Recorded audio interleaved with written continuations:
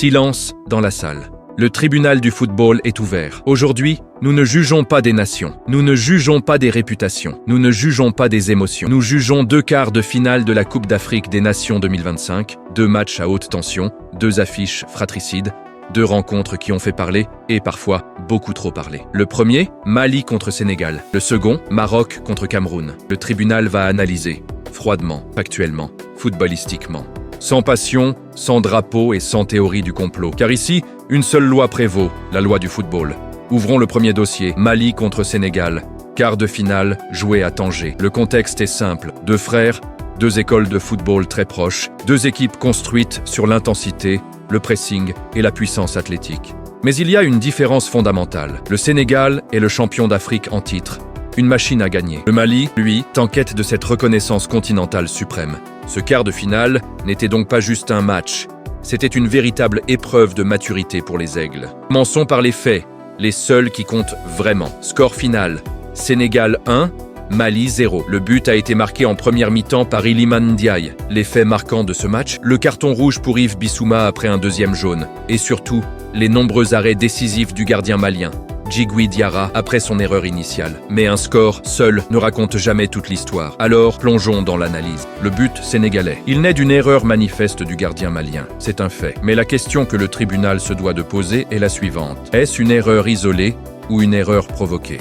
Analysons la séquence. Depuis plusieurs minutes, le Sénégal exerçait un pressing très haut. Chaque relance malienne était sous tension. Le bloc sénégalais, parfaitement organisé, coupait toutes les lignes de passe courtes, forçant le gardien à jouer vite et long. Et c'est là que l'erreur se produit. Une mauvaise prise de décision, une hésitation fatale, un ballon offert sur un plateau.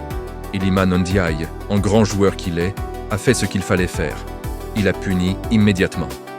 Le verdict du tribunal est donc sans appel. Ce but n'est pas un cadeau gratuit. Il est la conséquence directe et logique de la pression sénégalaise. Maintenant, parlons de la performance du Sénégal.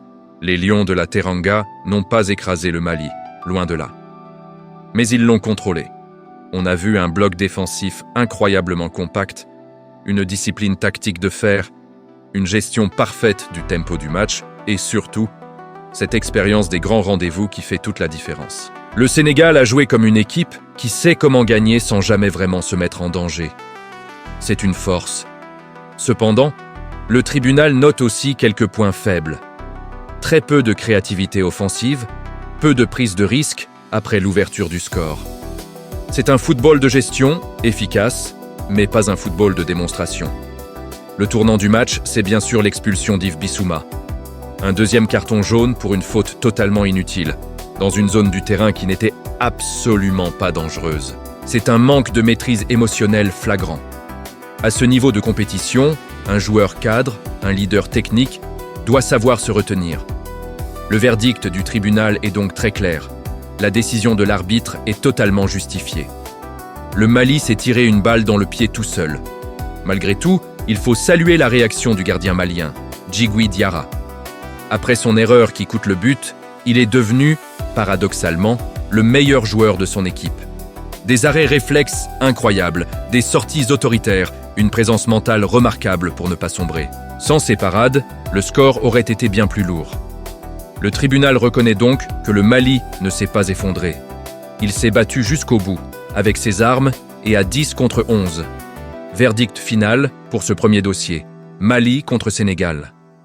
Le tribunal statue. Le Sénégal a gagné légalement et logiquement. Le Mali a payé le prix fort pour une erreur individuelle et une faute d'indiscipline. Il n'y a eu aucun scandale, aucun vol, juste un match serré, typique d'un quart de finale de CAN, qui s'est décidé sur des détails.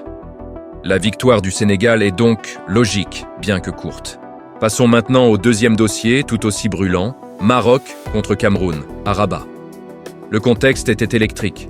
Le Maroc, à domicile, porté par tout un peuple. Le Cameroun, géant d'Afrique, multiple champion. Un stade en fusion, une pression monumentale.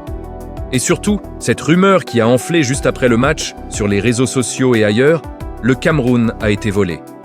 Le tribunal a entendu, le tribunal a écouté. Mais le tribunal est là pour vérifier. Commençons par les faits bruts, les chiffres incontestables.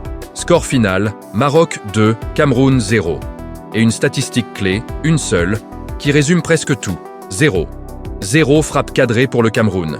Je répète, car c'est essentiel. 0. Sur l'ensemble du match, les Lions indomptables n'ont pas réussi à cadrer un seul tir. Analysons maintenant le jeu marocain. Les Lions de l'Atlas ont livré un match de contrôle total. Une possession intelligente, jamais stérile.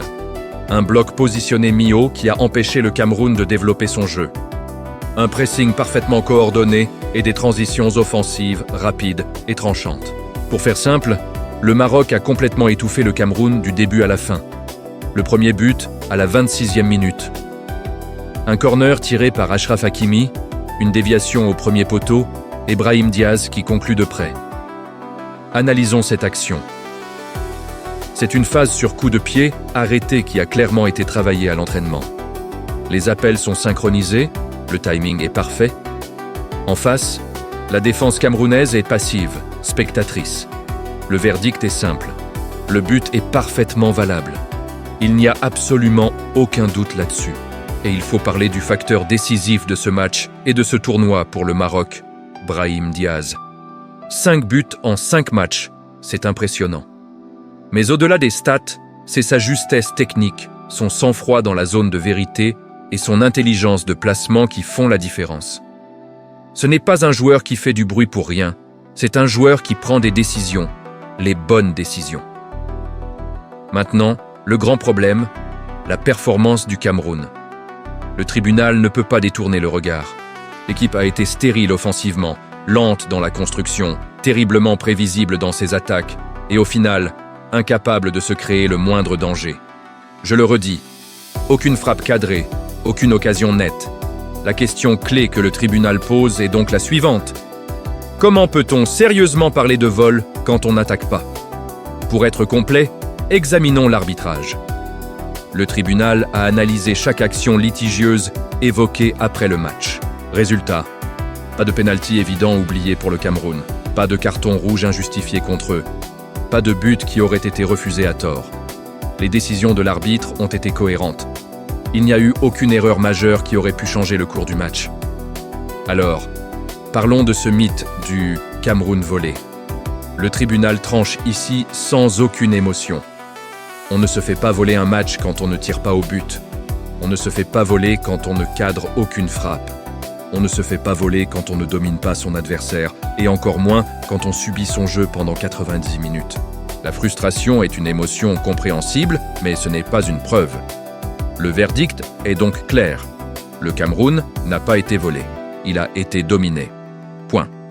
En conclusion, si on compare les deux matchs, Mali contre Sénégal, c'était une victoire courte mais logique, décidée par l'expérience. Maroc contre Cameroun, c'était une victoire nette et totalement méritée, fruit d'une supériorité collective. Deux scénarios différents, mais un même constat.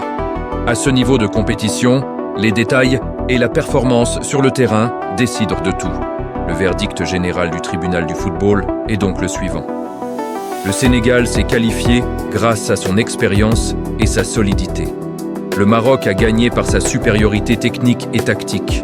Le Mali sort de la compétition avec les honneurs, après s'être bien battu.